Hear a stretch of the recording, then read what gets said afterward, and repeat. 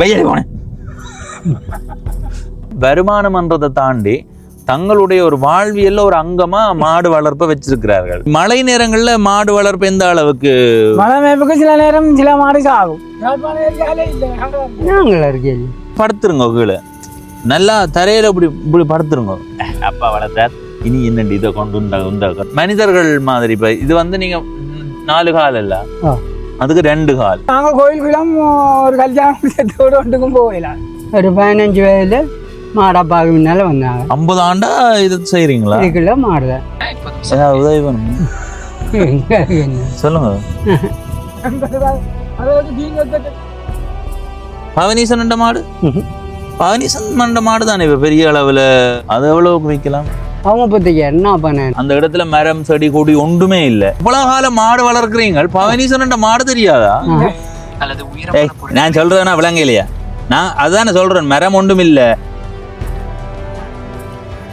வணக்கம் நண்பர்களே, நான் உங்கள் நண்பன் தட்சணாமூர்த்தி பவனீசன். இன்றைய நாளில் இந்த காணொளியில மாடு வளர்ப்பு மூலமாக எந்த அளவு பயன் இருக்கின்றத உங்களோட பகிர்ந்து கொள்ள போறேன். இப்ப நீங்கள் பார்க்கறது சாவகச்சேரி பருத்தித்துறை பிரதான வீதி. இப்படியே போனா கனகம்புளியடி சந்தி தாண்டி அப்படியே சாவகச்சேரி போகலாம். இந்த பக்கம் திரும்பி போனோம் வேண்டா புலோலி ஊடாக நாங்கள் பருத்தித்துறை நகர பகுதிக்கு போகலாம். இப்ப அந்த அண்ணாவோட கதைப்போம். வணக்கம் அண்ணா. வணக்கம். என்ன பெயர் அண்ணாக்கு? விநாயகமூர்த்தி. விநாயகமூர்த்தி. எப்படி சுகம்? சுகம் பரவாயில்லை. வாழ்க்கை எப்படி போகுது? சரி, உங்களோட ஊர்? மந்துவில். மந்துவில், கொடிகாமம் மந்துவில். இதுல இருந்து எவ்வளவு தூரத்துல மந்துவில் இருக்கு? மந்துவில் 4 வட்டை. மாடு உங்களுடையது தானே? எத்தனை மாடு வளர்க்குறீங்க? 50 மாடு. ஆரம்பத்திலேயே 50 தான் இருந்ததா இல்ல குறைவா இருந்தா? இருக்கட்டு மாடு எல்லாம் கொடுத்துட்டேன். எத்தனை மாடு நின்று இருக்கும்? ஒரு 100 நின்றது. அப்ப 50 கொடுத்துட்டீங்க. ஏன், என்ன காரணம்? இருக்கட்டு மாடுகள் வச்சிருந்து மேரிக்கு மேய்க்கல, வயல் விதைச்சா மேய்க்கல. சரி சரி. அப்ப இங்க ஒண்ணு தான் வெள்ளம் போட்டா மாடு வராது, பாதையால தண்ணிக்கால வர மாட்டுது. சரி. அப்ப அங்க வச்சு உருக்க மேய்க்கல. அப்ப கொஞ்சம் மாடு என்றால் சமாளிக்கலாம். சரி. நீங்க மந்துவில் 4 கட்டைன்னு சொல்றீங்க. அப்ப அங்க இருந்து இங்க எப்படி மாடை கொண்டு வரது? மாடுக்குள்ள நடந்து வரும். அதான் பாவை. சரி. இதாலதான் கொண்டு வரதா? ஒவ்வொரு முறையும் இங்கதான் கொண்டு வருவீங்களா? வரைக்கும் முழுக்க இங்க அந்த பக்கத்துல மேஜல் தரைகள் வயல். இப்ப வயல். அதுக்குள்ள வயல் இருக்குது, அதால நீங்க இங்கதான் கொண்டு வரது. இந்த இடத்த என்னன்னு சொல்ற நீங்க? இது கப்புது வழி. கப்பூது வழி என்று சொல்றதா? இதுக்கு இந்த பக்கம் போனா கப்பூதுக்கு போகலாம். நாங்க கப்பூது என்ற ஊரும் ஒரு காணொலியா பதிவு செய்திருக்கிறோம், போய் பார்க்கலாம். பவனீசன் கப்பூதன் தேடி பார்க்கலாம். மாரி காலங்கள்ல இப்ப மழை வெள்ளம் போட்டு கரை வழியா இப்படியே வந்துருந்துமே. சரி. எல்லாம் தண்ணி வந்துடும். அந்த இதுவெல்லாம் தண்ணி முட்டிடும். இப்ப இந்த கரை வழியா தண்ணி இல்லா கரை வெள்ளம்னுட்டுமே. கோடை காலத்துல காலத்துக்கு நாங்க அங்க அரி வட்டி வயல்வெளியில மறைக்கிறோம். சரி. அடுத்த மாதிரி தான் இங்க வருவோம். அடுத்த மாதிரி ஒவ்வொரு எத்தனை மாதம் இங்க தாக்கு பிடிப்பீங்க? நாங்கள் இப்ப அரிவாட்டு மட்டும் இங்க தாக்கு பிடிப்போம். சொல்ல போனா ஒரு 3-3.5 மாதம் வரைக்கும் இங்கதான். மழை நேரங்கள்ல மாடு வளர்ப்பு எந்த அளவுக்கு? மழை மேய்ப்புக்கு சில நேரம் சில மாடு சாகும். குளிர் கூடினால் சாகும் தானே. நாங்க கொட்டில் இட்டு இல்ல தானே. கொண்டே இப்படியே வட்டியாலே அடைக்கிறது. இப்படி வட்டி வள்ளி அடைச்சி விட்டால் அப்படியே நிற்கும். காத்து மழை கூடினால் சில நேரம் வண்டியை போடுங்க. ஆனா அது பெரிய இழப்பா இருக்குமில்ல? இழப்பு தான். என்ன இறங்கிற சொந்த மாடுன்ட்டு நாங்கள் என்ன வயலுக்கு எங்களுக்கு வேணுமே. சரி. வயலுக்கு அந்த அரி கட்டுறாங்க. அப்ப எங்களுக்கு அது தேவைன்ட்டு நாங்கள் அப்படியே என்ன பொழுத போ காட்டுறோம். நீங்க என்ன தேவைக்காக இந்த மாடுகளை பயன்படுத்தி கொள்ற? நீங்கள்? நாங்கள் எருவுக்கா? வயலுக்கு எருவா கொண்டு போய் கொடுக்குறதா இல்ல பட்டி அடைக்கிறது? எங்க சொந்த காமத்துக்கு பட்டி அடைக்கிறது. நாங்கள் காமம் தான். சரி. அப்ப நாங்கள் மேய்ச்சிங்கிற காமத்துக்கு அடைக்கிறது. உங்களுடைய தேவைக்கு தான் பயன்படுத்துவீங்க? சம்பளத்துக்கு வேணும்டா கட்டுவோம். சரி. விட்டடிக்கண்டா கட்டுவோம், தூரம் வேண்டா கொண்டு போக மாட்டோம். அப்ப இந்த இது வந்து உங்களுக்கு முழுமையா வருமானம் என்ற அடிப்படையில செய்யலையா நீங்க? இல்ல இல்ல. இது நாங்கள் எங்களும் சொந்த மாடு தானே. சொந்த மாடுன்றபடியா நாங்கள் ஒரு ஆள் நினைக்கிறோம். கோடைக்கு நாங்கள் சும்மா விட்டுருக்கோம். மேய்க்க வார இல்ல. சரி. அரிய வட்டு முடிஞ்சா சரி விடுவாளி. நாங்கள் மேரிக்கு தான் மேய்க்கிறோம். சரி சரி. இதுல பால் மாடு என்று நீங்க ஒன்றுமே வளர்க்கறது இல்லையா? பால் எடுக்கிறது நாங்கள் குறைவா? நாங்கள் ஊர் மாடு தானே. எங்கட அந்த மாடுகள் வளர்க்கல. சரி. மேரிக்கு வளர்க்கல. அப்ப அவளுக்கு தீன் போட்டு வளர்க்குவோம். இது நாங்கள் மேய விட்டுட்டு கொண்டே பால் எடுக்கிறோம். இதுவெல்லாம் முன்னுக்கு நிக்கிறதெல்லாம் பால் எடுக்கிறோம். முன்னுக்கு நிக்கிறோம். அது நாங்கள் மேய விட்டுட்டு கொண்டே கண்டை கட்டி போட்டோம். பால் எடுக்கிறோம். எத்தனை லிட்டர் பால் ஒரு 2-3 லிட்டர் நாங்கள் விற்கிறதில்ல தானே. வீட்டு தேவைக்கு வீட்டு தேவைக்கு எடுப்போம். மற்றும்படி எடுக்கிறதில்ல. உங்களுக்கு தெரிஞ்சு இந்த வெளியில இந்த கப்பூது வெளின்னு தான் சொல்றேன். நீங்க இந்த வெளியில எத்தனை பேர் மாடு கொண்டு வந்து மேய்ப்பினும்? முந்தைய பேரும் இப்ப 5 பேர் தான் கொண்டு வரோம். முந்தி உங்களுக்கு தெரிஞ்ச எத்தனை பேர் வந்திருப்பினும்? நியாயமான பேர் உங்க கப்புது சிலசாலை மாடாக்கள் எல்லாம் கொண்டு வரவேன். இந்த மாடுகளை உங்களுடைய வீட்டு தேவைக்கு அதாவது வயல் தேவைக்கு பயன்படுத்தி கொள்றீங்க. இதை தாண்டி இதன் மூலமா வருமானம்ன்றது கிடைக்குமா? வருமானம் நாங்கள் மாடு சம்பளத்துக்கு கட்டலாம். சரி, சம்பளத்துக்கு கட்டுறோம். நாங்கள் யாரும் கேட்டா கட்டுவோம், இல்லை என்றால் எரிவேலி கொட்டி போட்டு விற்போம். அதை தாண்டி வேற விதத்தில் வேற மாதத்திலே இருக்கா இந்த நாமன் கண்டுகள் வித்தா. சரி, எத்தனை ஏக்கர் வயல் வச்சிருக்கீங்க? நீங்க வயல் வச்சிருக்கேன்னு சொன்னீங்களா? நாங்க இங்க ஏக்கர் கணக்கு இல்லை தானே. இங்க இதுல 10 பிறப்பு, அதுல 10 பிறப்பு, அங்க 10 பிறப்பு தானே. மொத்தமா எத்தனை பிறப்பு? 100 பிறப்பு. 100 பிறப்பு. நீங்கள் இப்ப மாட்டால பயன் இல்லைன்னு சொல்றீங்க தானே. ஒரு வேளை இந்த 100 பிறப்புக்கு நீங்க பட்டி அடைக்கிறேன்டா எவ்வளவு செலவாகும் சொல்லுங்க. அப்ப ஒரு கிலோவுக்கு 2000 நாங்க சம்பளத்துக்கு கட்டினார். 50 மாடா? 50 மாடு நாங்கள் இப்ப படையில குத்தி ஒரு சதுரமே அடைச்சோம்னா ஒரு இடத்துக்கு 2000 ரூபா ஒரு கிலோவுக்கு. அப்ப சில வயல்கள் வந்து 10-15 ரூபாவும் கட்ட வேண்டிய சூழல் தானே. யாரும் கேட்டா கட்டுவோம், இல்லையாண்டா கடையை கட்டி போட்டு. உங்களுக்கு வருமா இது? என்ன பட்டி அடைப்பு வருமா? எனக்கு குறைவு. எனக்கு உருக்க கட்டுறான்னு வரும். நான் தூரங்களுக்கு போகிறதில்லை. இப்போ இங்கே மேற்கொள்கை எல்லாம் கட்டலாம். அங்கே இருந்து காவலோட போவோம், எல்லா கல்லர் கொண்டு போடுவாங்க. அது சரி. அப்போ அதில் ஆர்வம் செலுத்துறது. நான் இங்கே தூரத்துக்கு வந்து காவலோடக்கு எங்களுக்கு தோதில்லை. இப்போ விட்டு அடிக்கின்றால் வீட்டு பக்கத்தில் இருந்தால் நாங்கள் காவல் பார்க்கலாம். இது அங்கே கொடிக்கானத்துல இருந்து இங்கே வரும் கல்லர் கொண்டு போவோம். இங்கே வந்து அப்போ எங்களுக்கு தோதில்லை. உங்களுடைய கருத்தின்படி எத்தனை பட்டி மாடு வளர்த்தா பயனுள்ளதா இருக்கும்? இப்ப வருமான நோக்கோட யாராவது வளர்க்க போயிடும் வளர்க்கணும்டா. இப்ப 400-500 மாடு வளர்த்தால் மேய்க்க இடம் இருந்தால் வருமானம் உண்டு. மேய்க்க இடம் இல்லாட்டி கஷ்டம். மேரிக்கு கரைச்சல், கோடைக்கு எவ்வளவு மாடும் வளர்க்கலாம். மேரிக்கு வரக்குள்ள கரைச்சல். இனி மழை வெள்ளம் போட்டால் இவ்விடம் எல்லாம் தண்ணி வந்துடும், மாடு மேய மாட்டுது. அப்போ கரைச்சல். இப்போ மாடுகள் இறந்துருக்குதா? மாடுகள் போன வரைக்கும் எனக்கு 10 மாடு சேர்த்து நம்ம வெட்டி தென்னை மரத்துக்கதான். அப்படியான நேரங்களில் பின்னடைவு தானே. அப்படியான வந்தாலும் இப்போ பிரிக்க நாமளும் சில நேரம் பயத்தம் வந்தால் நாங்கள் ஓட்ட மாட்டேங்க. ஒரு மாட்டு விலை என்ன போகுது? இப்போ கன்று மாடு, பெரிய மாடு? கன்று மாடு இப்போ 20 40-50 போகுது. சரி, பெரிய மாடுண்டா? பெரிய மாடுண்டா விலை போகுது. ஆனா இது எவ்வளவுத்துக்கு சிரமம் பண்ணி யோசிக்கிறீங்க நீங்க? எங்களுக்கு சிரமம் இல்லை, ஒரு சிரமம் இல்லை. பிடிக்காலுமே மாடு. எத்தனை ஒரு நாள் மாட்டோட எப்படி உங்க நாள் போகுதுன்னு சொல்லுங்க பாப்போம். இப்போ நாங்கள் பிடிக்க 8 மணிக்கு வலிக்கிட்டால் பின்னேரம் 5 மணிக்கு வீட்டை போவோம். 8 மணிக்கு வலிக்கிட்டு இங்க கொண்டு வர எவ்வளவு நேரம் ஆகும்? இங்க கொண்டு வர அப்படியும் 8 மணிக்கு வலிக்கிட்டா இங்க வர 10 மணி ஆகும். 10 மணி? சில 10 மணிக்கு பிறகு வந்தால் இங்க வர 12. இப்போ வந்தால் 12 மணிக்கு தான் கொண்டு வருது. கொடிக்கானத்துல இருந்து வருது. கொடிக்கானத்துல இருந்து அந்த மாடு கொண்டு. ஆனா மாடு இதை சாப்பிட்டுட்டு போவே களைச்சு போகும் போல கிடையாது. 3 மணிக்கு என்ன தட்டுவார். 3 மணிக்கு ஆள் ராக்கினா தான் அங்கே கொடிக்காம போய் சேரும். 5 மணிக்கு அவற்றை மாடா சில என்னோட வாரவற்றை அவர் அங்கால கொண்டு விட. உங்களோட வாரண்டு அவர் எந்த வீட்டு பக்கத்துல இருக்கிறார். இன்னும் வச்சிருக்காரு அவர் மாடு? இல்லை, அவரும் கூட வந்தான், நானும் கூட வந்தான். இல்ல, நான் என்ன கேட்குறேன்னா, நீங்க 50 அவர் 50 இல்ல அவர் உங்களோட வந்தவர் உதவிக்கு? இல்லை, அவரும் வச்சிருக்கிறார் மாடு. அவர்கிட்ட மாடு அங்கால நிற்குதுன்னு தெரிஞ்சால. ஆனா நினைக்கிற மாதிரி இல்ல, நல்ல மேய்ச்சல் தர இருக்குமா இருந்தா பயன் உள்ளதானே. மேய்ச்சல் இருக்கும், மேய்ச்சல் இல்லாட்டி எல்லாம் கருவாடு. அதுதானே, மேய்ச்சல் இருந்தா தான் செய்யலாம். மாடு வந்த கதையை சொல்லுங்க பாப்போம். எப்படி உங்களுக்கு? மாடு அப்பாக்கள் வச்சிருந்தாரு. அப்பா வச்சிருந்தா? அப்பா எத்தனை வச்சிருந்திருப்பாரு? அப்பா 100-150 மாடு. அந்த நேரமே 100-150 மாடு வச்சிருந்தாரு. எந்த அப்பா சேர்த்த அப்புறம் அந்த அண்ணன் வச்சிருந்தவன். எந்த அண்ணன் வித்து அப்போ 100 மாடு நின்றாரு. வித்து இப்போ 50 மாடு தான். சரி, உங்களுக்கு தெரிஞ்சு எத்தனை ஆண்டா இதை செய்யறீங்க? இது நான் அப்பா அந்த காலத்துல இருந்து செய்யறேன். உங்களுக்கு இப்ப வயது சொல்லுவீங்க? எனக்கு 30 வயது. 30 வயது. வேற ஏதாவது நோய்கள் வரதுக்கு வாய்ப்பு? நோய் இருக்கு. முன் நடப்பேன், பின் நடப்பேன், அதுகள் வரும். வந்தா குளிச்சுகள் பிறக்கும். ஆனா நினைக்கிற மாதிரி இல்ல. ஒரு வந்து நட்டம் தானே எங்களுக்கு. அதை விட இப்ப ஒரு நாள்ல இன்னும் ஒரு இடத்துக்கு போக இயலாத அளவுக்கான. நாங்க கோயிலுக்கெல்லாம் ஒரு கல்யாணம் செத்தோட ஒன்றுக்கும் போக இயலாது. பிடிக்க வலிக்கிட்டா மாட்டோட வரும். ஏதோ 5 மணி சென்டா தான் போயிடு. இப்ப செத்தோட கோயிலும் ஒன்றுக்கும் போக இயலாது. நாங்கள் பிடிக்க வலிக்கிட்டா மாடுதான். மாட்டுக்கு வந்தால் பொறுத்தோட தான் போறோம். ஐயா கதை பேரும்? அவர் கதை. ஐயா கதைப்பீங்களா? அப்ப ஐயாவுடைய கதை கேட்டேன். ஓ அதே. சரி, உங்களோட கதைச்சதுல எனக்கு மகிழ்ச்சி. உங்களுடைய நிறைய தகவல்களை கேட்டறிஞ்சேன்னா ஐயாவுடையும் கதைப்போம். சரி கலெக்டர், ஓ எப்படி சுகம்? கதைக்கலாம் தானே? என்ன பேர் ஐயாக்கு? இதுல கணேசமூர்த்தி. கணேசமூர்த்தி. ஓ எத்தனை மாடு வச்சிருக்கிறீங்க? ஓ எத்தனை மாடு?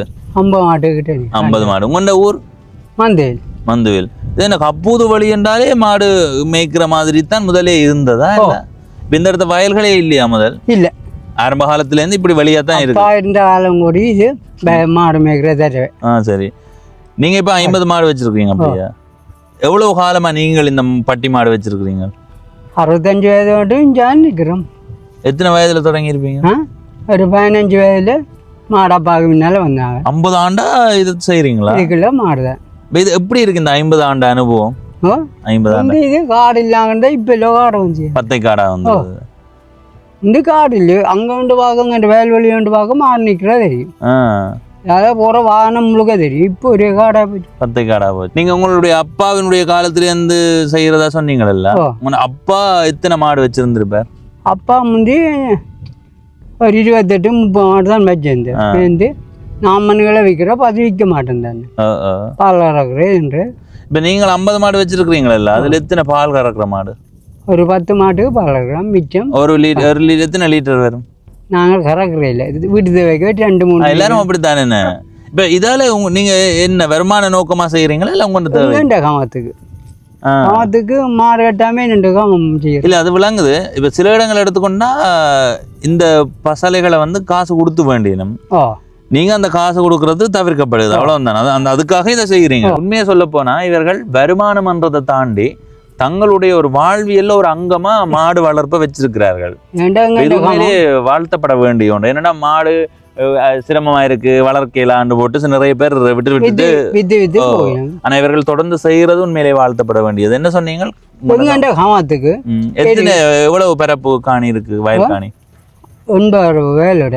சரி, இனி தோட்டம் தண்டை போடுறது இதமா கட்டி 2 லோட் எரியும் போட்டா ஏன் கவனம் வந்து பேல. அதுதான் ஒன்றும் போடுறது. நீங்க ஒரு பசலையும் போடுறது இல்லையா? ரசாயனமே போடுறது இல்லையா? அந்த வேலை இல்லை, ஒரு ரசாயனமும் போடுறது இல்லையா? ஒன்றும் இல்லையா? நீங்களும் போடுறது இல்லையா? இல்ல சில பேர் சொல்லி நெல்லோட சேர்த்து அதை தூவணும் இதை தூவணும். அதை சில பேர் போடணும். ஒரு ஏக்கர்ல எத்தனை மூட்டை வரும்? அது நாங்கள் பிறப்பு கணக்கு. எத்தனை பிறப்பு காணி இருக்குன்னு சொன்னீங்க? 50. 80 சொன்னீங்க. 80 பிறப்பு. 50 பிறப்பு காணியை தான் நாங்கள் பார்க்கணும். 50 பிறப்புல வயல் செய்யறீங்களா? ஓ மிச்சம் தரவைங்கடா இப்படி. ஓ புட்டி. விதைக்கிற இது 50 பிறப்பு அப்படித்தானே? அப்ப 16ஆல பிரிச்சா 3 ஏக்கர் அப்படி வருது. எத்தனை மூட்டை வரும் உங்களுக்கு நெல்? அதான் 50 வரும் 70 வரும். 50 பார்த்தாலும் மண்ணளவா 15ல இருந்து 20 மூட்டை அப்படி உங்களுக்கு கிடைக்கும். சேதாரம் கூட இங்க மயில் பண்டி இவ்வளவு இதுக்குள்ள காமாந்து வணிகம். அதுதான் மாடு வளர்க்கையில் என்று வைங்கோவன். நீங்க நெல் விதைக்கும் போது எவ்வளவு மேலதிகமா செலவு செய்ய வேண்டி வரும் இந்த பசலைக்காக? பசலைக்குண்டா ஏமான 10,000-20,000 ரூபாய்க்கு மேலவும். இப்போ இந்த பூச்சி வந்து 36,000 ரூபாய்க்கு எடுத்துக்கிட்டேன். மடிச்சு கட்டி பூச்சி யோசிச்சு பாருங்க. அது நீங்க அடிக்கிறீங்களா? ஓ இப்போ நீங்க பாவிக்கிற இல்லைன்னு சொன்னீங்க. மடிச்சு கட்டி பயல இல்ல, இந்த மருந்து மருந்து மருந்து நஞ்சு மருந்து. இவர்கள் உரம் போடுறது இல்லை அப்படித்தானே? உரத்தை தவிர என்ன மருந்து அடிக்கிறீங்க? பூச்சிக்கான மருந்து அடிக்கிறார்கள். அதை தாண்டி நெல் விதைக்கும் போது யூரியா கொஞ்சம், அமோனியா கொஞ்சம், அது கொஞ்சம், இது கொஞ்சம், அது ஒன்றுமே இல்லை. அந்த தேவைக்கே உங்களுக்கு இடம் இல்லை. அந்த காது இல்லை. நீங்க பட்டியா உன வயல்ல அடைக்கிறீங்களா இல்லையா? வயலுக்கு அடைக்கிற புட்டி காணியிலே மற்ற நாட்கள்ல இப்போ புட்டி காணிக்கு அடைஞ்சி அள்ளி கொட்டுவோம். சரி, அள்ளி கொட்டு விட்டு வயலுக்கு தேவையான எருவை வச்சுக்குவோம். மிச்சம் பித்து போடுவோம். ஒரு மாதத்துல எத்தனை பெட்டி எரு வரும்? 1 லோட் எரு வரும். 1 லோட்டான்னு நீங்க எதுல சொல்றீங்க? டிராக்டர் பொட்டிக்கால தரம் வச்சு 1 லோட். அது எவ்வளவுக்கு விற்கலாம்? 35,000 40,000. உங்களுக்கு தெரிஞ்சு நீங்க 50 ஆண்டா இந்த இடத்துக்கு வந்து போறீங்க அப்படித்தானே? அந்த 50 ஆண்டுல இந்த இடம் எப்படி மாறி இருக்கு? அதாவது மாடுகளினுடைய தொகை குறைஞ்சிருக்கா இல்ல அப்படியே தான்? பல்வா குறைஞ்சு. மாடு எங்கே ஏரிச்சால வீட்டுக்கு 4 வீடுகள் 5 வீடுகள் மாடுண்டு. இப்போ 2 பேரோட்டு தான் மிச்சம் எல்லாரும் வித்து போட்டு.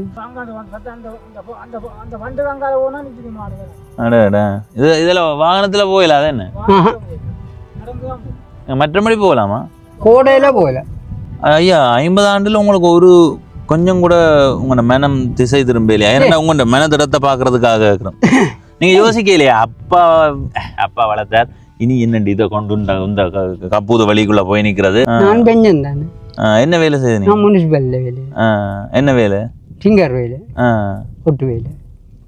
அப்போ பார்த்தேன், ஓ இனி சும்மா இருக்கிறான் வீட்டு மாட்டோட திரிப்போம். பால் மாடை வாங்கி மேய்ச்சல கொண்டு வரது சிரமமா? அது வருத்தத்துக்கு செலவழிக்கணும். இது அதை விட இந்த இடத்துக்கு வந்து அது இந்த காலநிலை சூழ்நிலைகள் மாற மாற நோய்கள் வந்து நோய் வரும். இது ஊர் மாடு.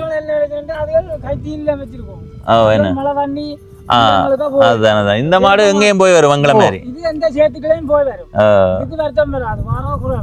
அந்த மாடுகள் அதுகள் ஈரத்தை காணாம நிக்கிறோம். அது சரியா? கொட்டில வச்சிருந்து வளர்க்கணும், கைத்தீன் போட்டு வளர்க்கணும். அதுதானே. அது எங்களுக்கு கட்டா.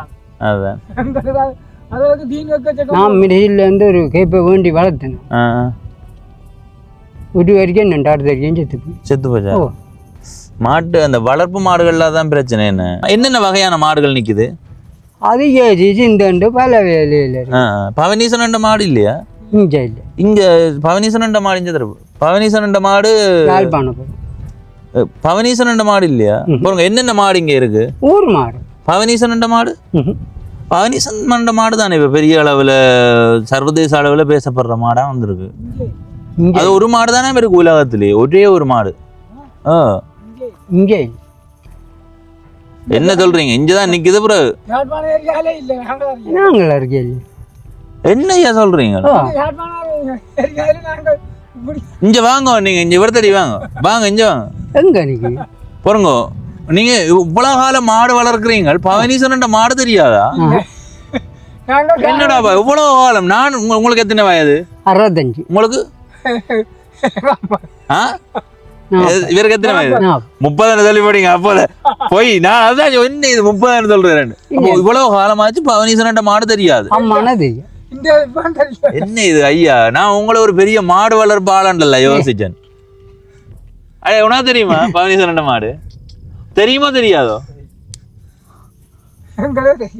அது என்ன என்ன மாதிரி மாடு ஐயா?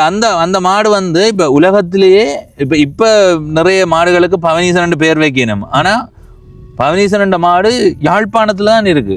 அது என்ன மாதிரி? அது வந்து எப்படி சொல்லுங்க, அது அந்த மனிதர்கள் மாதிரி. இப்ப இது வந்து நீங்க 4 கால் இல்ல, அதுக்கு 2 கால். அவன் மனிதன். நான் தான் பவனீசன். அப்படி சொல்லுங்க. 2 மனிதன். நான் தான் பவனீசன்.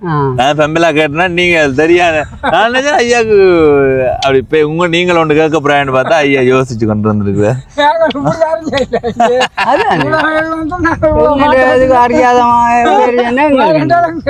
சரி, நான் என்னதான் மாறண்டு மறைமுகமா சொன்னா நீங்கள் ஐயா. அடுத்தது உங்களுக்கும் கேட்குறேன். இப்போ இந்த மின்னல் தாக்கங்கள் நேரம் என்ன பாதுகாப்பு உங்களுக்கு?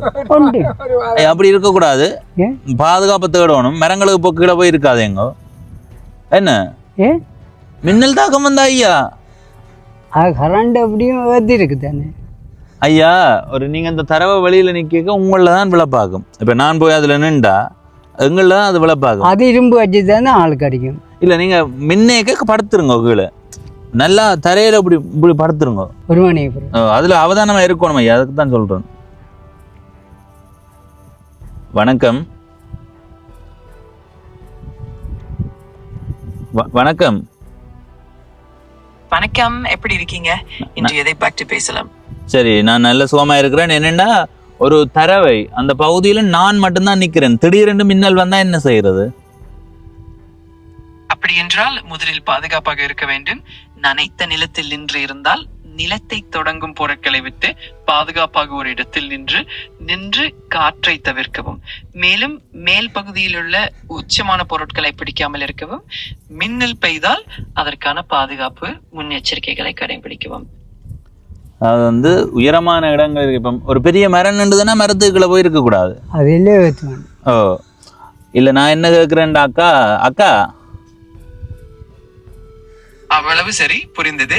இல்ல நான் என்ன கேக்குறேன்டா, நான் ஒரு பெரிய தரவையில நிக்கிறேன். அந்த இடத்துல மரம் செடி கொடி ஒன்றுமே இல்லை, ஈரமா இருக்குது. திடீரென்று தூரத்துல மின்னல் சத்தம் கேக்குதுண்டா, நான் என்ன பாதுகாத்துக் கொள்றதுக்கு என்ன செய்யணும்? அப்படியான சூழ்நிலையில் முதலில் பாதுகாப்பாக இருக்க வேண்டும். நெருக்கமான மரங்கள் அல்லது உயரமான பொருட்கள். நான் சொல்றதுன்னா விளங்க இல்லையா? நான் அதுதானே சொல்றேன், மரம் ஒன்றும் இல்ல, நான் தரவையில நான் தனியே தான் நிக்கிறேன்டா, என்ன செய்யறது? சரி, புரிந்தது. அப்படியான சூழ்நிலையில் மின்னல் வருவதற்கான வேலை, நீங்கள் நின்றிருக்கும் இடத்தில் அடித்தளத்தை பிடித்து பதுங்கி நின்று மண்ணில் அடித்தளத்திற்கு நெருக்கமாக இருக்கவும். என்ன என்ன சொல்லுதுன்னு விளங்குதா? இவங்க திரும்ப சொல்லுங்க, சொன்னது திரும்ப சொல்லுங்க. சரி, நிச்சயமாக. மின்னல் வரும்போது நீங்கள் நின்றிருக்கும் இடத்தில் அடித்தளத்தை பிடித்து பதுங்கி நின்று மண்ணில் நெருக்கமாக இருக்க வேண்டும். அதற்கு போதுமான பாதுகாப்பு இருக்கும். மேலும் உயரத்தில் உள்ள பொருட்களை விட்டு விலகவும். இதுவே முக்கியமான முன்னெச்சரிக்கை. இப்படிதான் தரவையான இடத்துல வந்தா இருக்க கூடாது, நீங்க படுத்துருங்க. படுக்கிறதால ஒரு இதுவுமே இல்லை. என்னண்டா ஐயா, உங்களை விட உயரமானது ஏதாவதுண்டா அதுல விழும். சரி, அதுவே பக்கத்துல ஒரு மரம் நிற்கும் போது நீங்க மரத்துக்கு பக்கத்தை படுத்து பயன் இல்லை, அங்க விழுகிறது உங்களையும் தாக்கும் கொஞ்சம். அப்ப அதனால கொஞ்சம் நல்ல தரவையான வழியில தனியா நிக்கிறீங்களாண்டா முன்னேக்க உடனே படுத்துருங்க. சரியா? சரி சரி, நான் பிறகு கதைக்கிறேன்டி. சரி சரி, நான் உங்களை கவனமாக கேட்கிறேன். வேறு ஏதாவது உதவி கேடும்னா இப்போதும் உதவி வேணும் சொல்லுங்க. ஒரு ஐயா நிற்கிறார், அவர் நாங்கள் வரும்போது ஒரு தரவை பகுதியில் நின்றவர், அவருக்காக தான் இதை கேட்டு நாங்கள். நீங்கள் அவருக்கு ஒரு அறிவுரை சொல்லுங்க. வணக்கம் சொல்லுங்க. வணக்கம் வணக்கம் சொல்லுங்க ஐயாக்கு. சரி, தெளிவாக சொல்லலாம். அந்த ஐயாக்கு நமது அறிவுரைகளை சொல்லி அவருக்கு பாதுகாப்பு முறைகள் பற்றி விளக்கி அவர் எப்போதும் பாதுகாப்பாக இருக்கவும் உதவலாம்.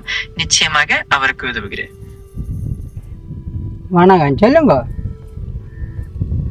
சரி, நான் சொல்லி தருகிறேன். அந்த ஐயாவுக்கு மின்னல் ஏற்படும் நேரத்தில் பாதுகாப்பாக இருப்பதற்கான வழிகளை சொல்லி அவர் பாதுகாப்பாக நின்று தேவையான முன்னெச்சரிக்கைகளை கடைபிடிக்க சொல்லலாம். இதனால் அவர் பாதுகாப்பாக இருக்கும். நிச்சயமாக உதவுகிறேன். இரும்பு வச்சுக்கா. என்ன கதைக்கிறாயவா?